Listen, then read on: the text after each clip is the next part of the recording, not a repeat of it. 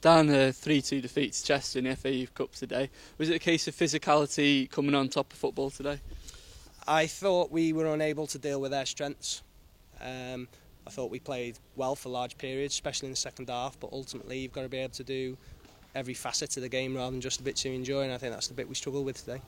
And they were a much bigger team as well. We saw before the game there's only 3 second-year scholars in the Wrexham team. Yeah, there was. Yeah, we are a young team. We had 216s playing as well today, which is great experience for them, and I thought both of them did really well.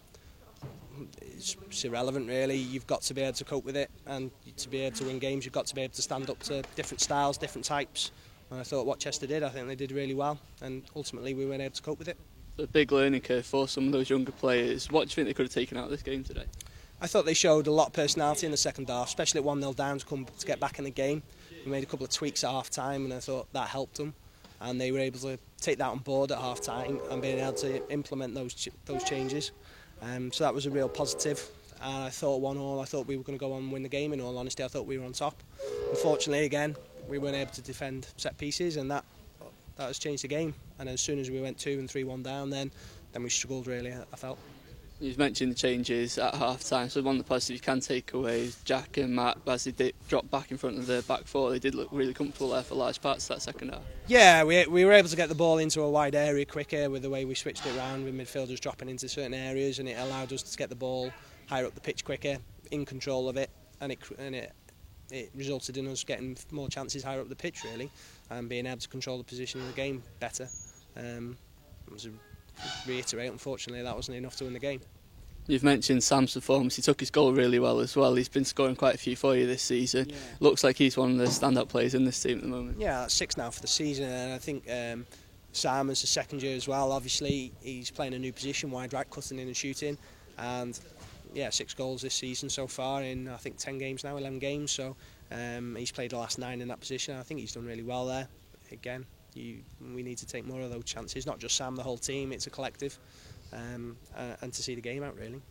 And as the season's gone, obviously still looking for that first win, but what positives are you taking from the start of the season in terms of the players' performances? Yeah, yes, we are young, it's not an excuse for tonight's result. We are young, so hopefully we will bear the fruit of that as we go further down the line, and it is a steep learning curve for some of them. What I would say is that they are able to take information on, and they are able to develop, and they have been developing, and you can see tonight that we've played some good football at times. Again, that hasn't won the game, but they are playing some good football, and ultimately it's about getting those boys ready and prepared for the first team, hopefully. You've said they're taking a lot on board, so how important could today prove to be as a learning curve, as a big lesson for the rest of the season for you guys? Yeah, absolutely. Losing is a horrible feeling. It's a horrible feeling whether you lose to your local rival like Chester or whether you lose to anyone else in the league or the cup.